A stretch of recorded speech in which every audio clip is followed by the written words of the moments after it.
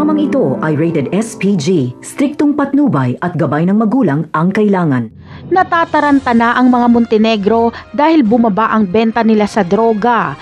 Nalulugi na sila dahil mas mabenta ang bagong produkto ng Red Phoenix. Mas puro at mas mura ito. Kaya agad na pinauwi ni Ramon si David dahil si David ang uutusan ni Ramon para alamin kung kanino galing ang drogang kakumpetensya nila na siyang nagpapalugi sa kanila.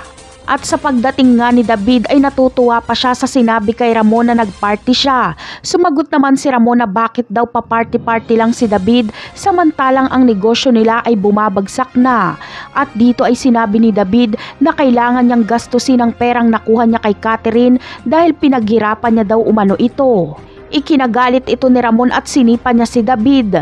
Ayon kay Ramon ay walang pinaghirapan si David dahil galing sa mga kabalyero ang perang nakuha nito.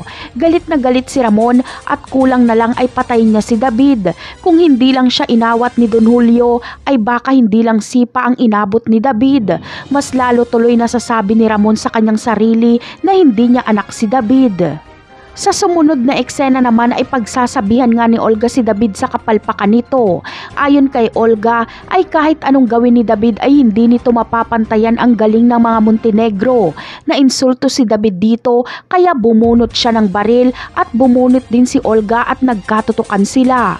Ayon kay David ay kayang-kaya niya daw patayin si Olga ngayon mismo. Ngunit magkakaputukan kaya si Olga at David? Yan ang aabangan natin sa mga susunod na episode.